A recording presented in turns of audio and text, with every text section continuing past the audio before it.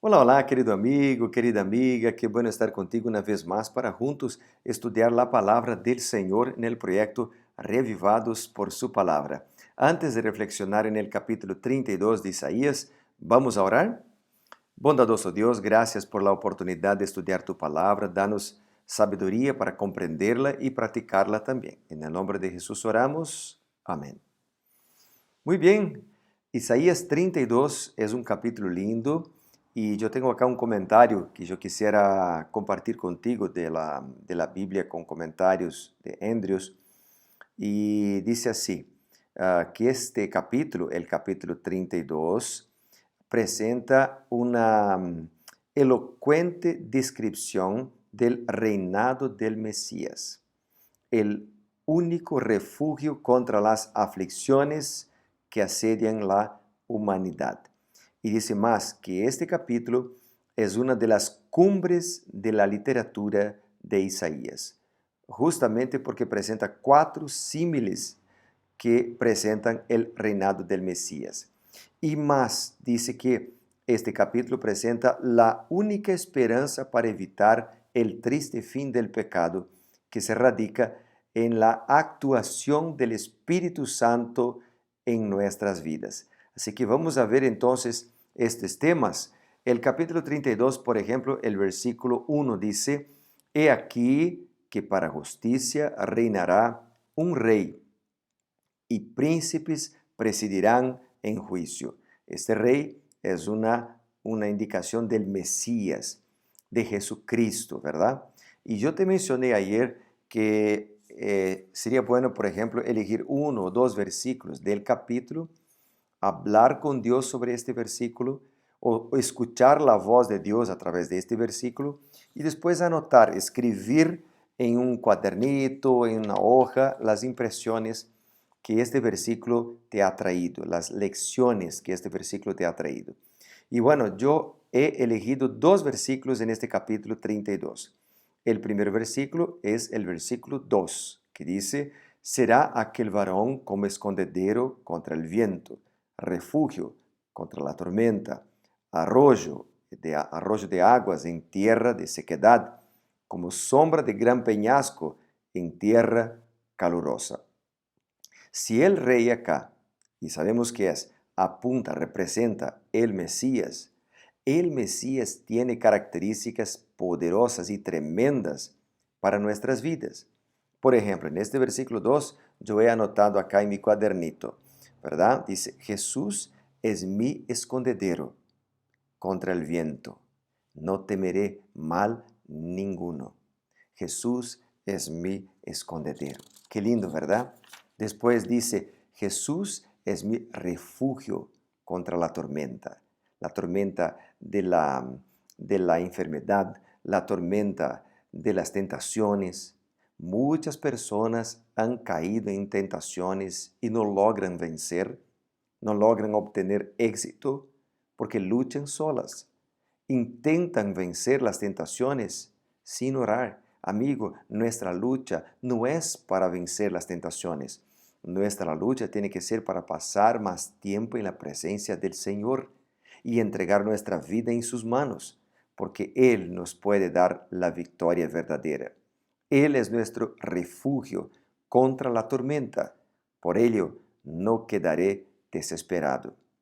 Número 3, Jesús es mi arroyo en la sequedad. Qué lindo, ¿no? No quedaré angustiado, porque Él es el agua de la vida. Jesús es mi sombra en la tierra calurosa. Estoy a salvo. Asimismo, cuán bueno es cuando nosotros estamos en un día de sol muy fuerte, por ejemplo, y encontramos una sombra. Cuando encontramos una sombra, por ejemplo, para poner nuestro auto, para estacionar nuestro auto y que no quede tan caluroso adentro, ¿verdad? Así que es Jesús como un árbol grande que nos da gran sombra. Pero acá en el versículo 2 dice, Él es como la sombra de un gran peñasco en tierra calurosa. O sea, nos trae alegría, nos trae satisfacción, nos trae protección, nos trae alivio en contra las enfermedades y las tentaciones. Lindo, ¿verdad? Yo he escrito acá en este cuadernito, oré hoy al Señor Jesucristo después de escribirlo y hablando con Él en gratitud, agradeciendo a Dios, a Jesucristo, por tan grandes características que Él tiene y por tan gran amor que manifiesta para con nosotros. Bueno, otro versículo que yo he subrayado acá en este capítulo está en el versículo 15, que dice, hasta que sobre nosotros sea derramado el Espíritu de lo alto, entonces el desierto se convertirá en campo fértil y el campo fértil como un bosque. Interesante que si tú miras los versículos anteriores, ve, por ejemplo, características negativas, consecuencias de una elección equivocada de un pueblo que estuvo lejos del Señor. Pero cuando nosotros somos bautizados por el Espíritu Santo, cuando el Espíritu es derramado sobre nosotros, cosechamos bendiciones. Y es este versículo que yo he puesto acá en mi cuadernito. Entonces, por ejemplo, yo escribí, ¿no? Si el Espíritu Santo es derramado sobre mí, si el Espíritu Santo es derramado sobre mí, ¿verdad? Sobre el campo de mi corazón, entonces este campo será fértil. El juicio y justicia, la paz serán mi realidad y yo habitaré en una habitación segura. Qué lindo, ¿verdad? El Espíritu Santo siempre estuvo a disposición de su pueblo. Por ejemplo, en Joel capítulo 2 y el versículo 28 hasta el versículo 32 dice, después de esto derramaré mi espíritu sobre todo ser humano y profetizarán vuestros hijos y vuestras hijas, y vuestros ancianos soñarán sueños, y vuestros jóvenes verán visiones. También sobre los siervos y las siervas derramaré mi espíritu en aquellos días. Es decir, el Espíritu Santo puede ser derramado, puede ungir a todas las personas, puede usar a cualquiera.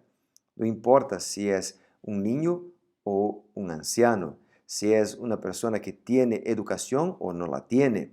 El Espíritu Santo puede usar a todo aquel que tiene un corazón abierto y dispuesto a ser usado por el Espíritu Santo. Amén. Esta profecía de Joel se cumplió en el Nuevo Testamento.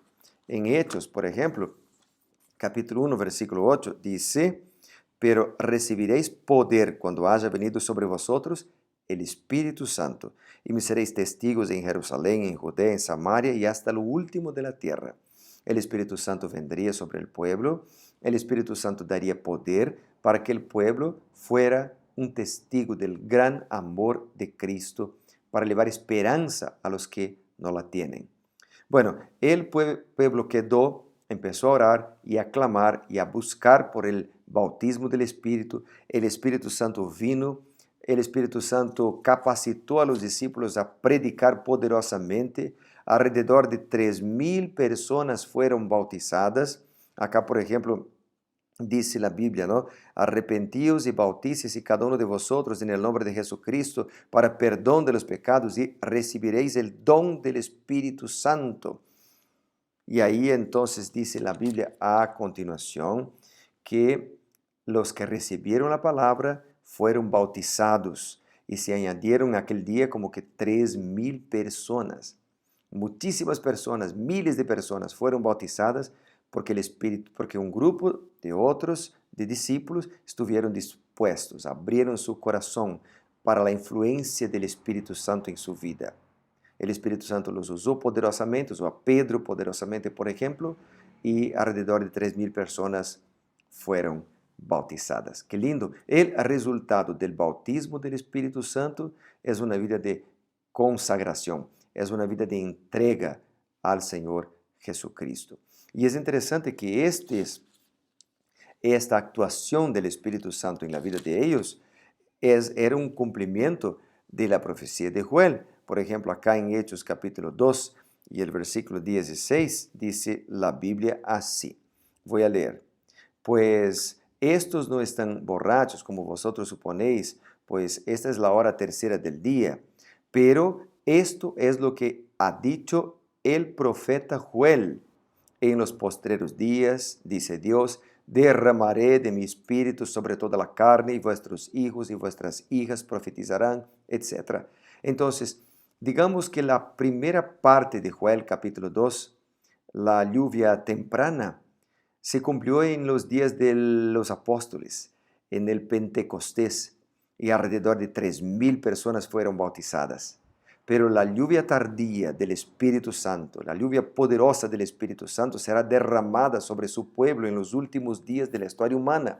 Y miles de personas serán bautizadas, entregarán la vida a Cristo. Milagros van a pasar en la vida de los matrimonios, de los jóvenes, de los niños. Gente será sanada de su enfermedad. Gente se convertirá y entregará la vida a Cristo. Habrá niños que predicarán la palabra del Señor con poder, porque serán usados por el Espíritu Santo. Así que, querido amigo, yo quisiera motivarte para que tú puedas confiar en este Dios. Acá, en el capítulo 32, dice, habitará el juicio en el desierto, el efecto de la justicia será la paz, será el reposo, la justicia. Mi pueblo habitará en morada de paz, en habitaciones seguras. Cuántas bendiciones cuando somos ungidos por el Espíritu Santo. Así que en este momento yo quisiera desafiarte a buscar el Espíritu Santo, a clamar por el Espíritu Santo, a pedir la unción del Espíritu Santo en tu vida. Y milagros seguramente van a pasar. Vamos a orar por esto. Querido Padre, bondadoso Dios, en tus manos entregamos nuestras vidas. En tus manos confiamos nuestra existencia y clamamos para ser ungidos por tu Santo Espíritu, porque estamos seguros de que cuando somos guiados por tu Espíritu Santo, somos ungidos por Él, nosotros somos mejores ciudadanos, mejores cristianos, predicamos con poder y muchas personas se van a convertir, entregar la vida a Cristo y serem bautizadas. Oramos en el nombre poderoso de Jesús. Amén y amén. Que Dios te bendiga. Nos vemos mañana para ser reavivados por su palabra. Chao, chao.